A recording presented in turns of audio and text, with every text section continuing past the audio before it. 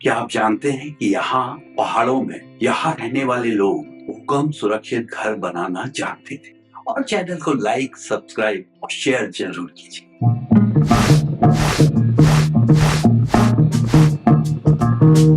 हम प्रायः आपदाओं की बात करते रहते हैं। अगर हिमालयी क्षेत्र में आपदाओं की बात करें तो सबसे पहले जहां हमारा ध्यान जाना चाहिए, या फिर हिमालयी क्षेत्र के लिए जो सबसे बड़ी आपदा है वो भूकंप है। आप हो या मैं या फिर हमारी सरकार, सच मानिए, भूकंप के काफी लंबे अंतराल में आने के कारण हम में से हर कोई भूकंप सुरक्षा के प्रति बहुत ज्यादा संजीदा नहीं रहता है। उसे लगता है कि भूकंप कोई बड़ी आपदा नहीं है, या फिर वो भूकंप के बारे में कभी बात करता ही नहीं। भूकंप को हम भूल सा जाते हैं। पर हिमालयी क्षेत्र में भूकंप एक बहुत बड़ा खतरा है। पूरा का पूरा हिमालयी क्षेत्र, कश्मीर से लेकर पूर्वोत्तर तक, हर जगह भूकंप का बराबर खतरा है। और विगत में कई बार यहाँ बड़े भूकंप आए हैं। ये बड़े भूकंप 1897 में, 1950 में, 1934 में, 1905 में, अरुणाचल प्रदेश में, आसाम में, बिहार नेपाल बॉर्डर में और कांगड़ा में आ चुके हैं। अभी हाल की बात करें तो कश्मीर में, और अभी 2015 में गोरखा और ढोलका में, नेपाल में बड़े भूकंप आ चुके हैं। उत्तराखंड का जो क्षेत्र है वहां पर 1 सितंबर 1803 में आए गढ़वाल भूकंप के बाद से कोई बड़ा भूकंप नहीं आया। यहाँ भूकंप का खतरा बहुत ज्यादा है। तो जाहिर है इस क्षेत्र में जो हम बात करते हैं प्रेजेंट इज की टू द पास्ट, कि अगर आज भूकंप का खतरा है, आज इस क्षेत्र में भूकंप आ रहे हैं, तो विगत में भी यहाँ भूकंप आए होंगे। तो भूकंप सुरक्षा की बात यहाँ के लोगों ने भी सोची होगी। और जब भी हम में से कोई भी भूकंप सुरक्षा की बात करता है तो उसका ध्यान भवनों की ओर जाता है।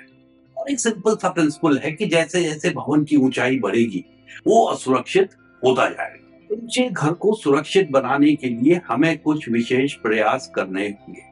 फिजिक्स के जो बेसिक नियम है वो ये कहते हैं कि जैसे जैसे ऊंचाई बढ़ेगी, सेंटर ऑफ मास और सेंटर ऑफ ग्रेविटी जो है वो जमीन से ऊपर चला जाएगा, और वहां इस तरह के स्ट्रक्चर असंतुलित होते जाएंगे। परंतु यहाँ एक चीज देखने लायक है, इस क्षेत्र में भूकंप का खतरा तो था, परंतु यहाँ के लोगों ने कभी भी कम ऊंचाई वाले घर नहीं बनाए। अगर हम परंपरागत घरों की बात करें तो यहाँ आपको 2 मंजिला घर कम से कम मिलेंगे।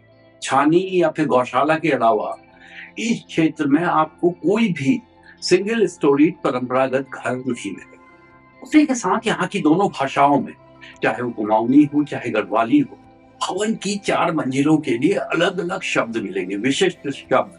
और कोई भी शब्द किसी भाषा में तब आता है जब उस शब्द की प्रायः जरूरत होती है।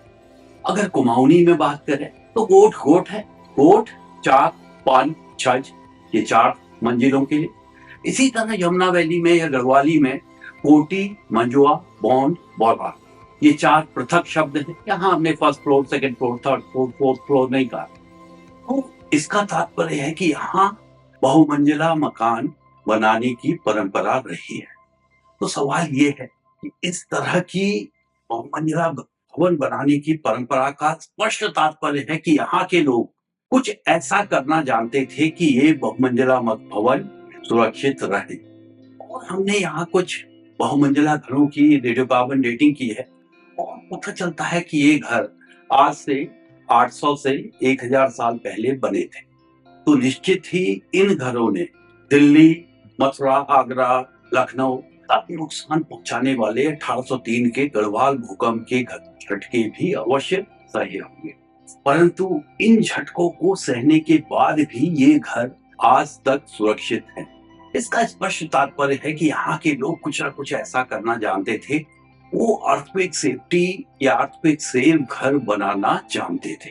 वो ऐसा कैसे कर पाते थे, वो कौन सी विधियां थी, उसके बारे में हम आगे चर्चा करेंगे। अब तक हमारे साथ बने रहिए और चैनल को लाइक, सब्सक्राइब और शेयर जरूर कीजिए।